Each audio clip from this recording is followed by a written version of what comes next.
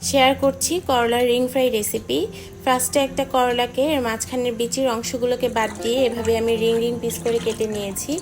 এবার এর তিতা ভাবটাকে কমিয়ে আনার জন্য সল্ট ওয়াটারে এটাকে আমি 10 মিনিটসের মতো ভিজিয়ে রেখেছিলাম।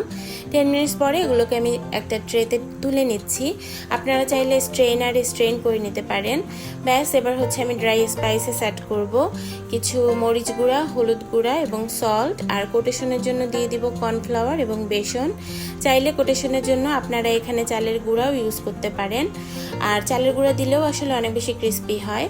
এই তো এবার আমি হচ্ছে ড্রাই স্পাইসেসগুলোকে হাত দিয়ে খুব ভালো করে মাখিয়ে নিচ্ছি, যাতে একদমই এর গায়ে গায়ে লেগে যায় কোটেশনটা। এবার হচ্ছে একটা প্যানের মধ্যে তেলের মধ্যে আমি এভাবে একটু ছড়িয়ে ছড়িয়ে সিঙ্গেল সিঙ্গেল পিস করে ভেজে নিব। এভাবে একটু সিঙ্গেল সিঙ্গেল পিস করে ছড়িয়ে ভাজলে এটা খুবই ক্রিস্পি হয় খেতে, এবং এর টেস্ট আসলে যারা খেয়েছেন তারা তো জানেনই, আর না খেয়ে থাকলে অবশ্যই ট্রাই করবেন।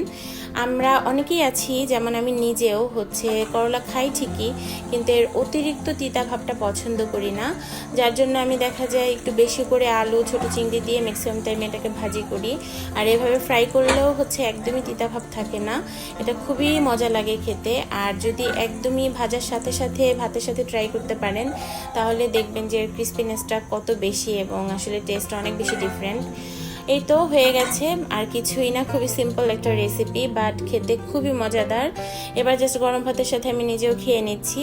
আপনিও যদি কখনো ট্রাই করে না থাকেন তাহলে ট্রাই করে দেখবেন, আশা করি নিরাশ হবেন না।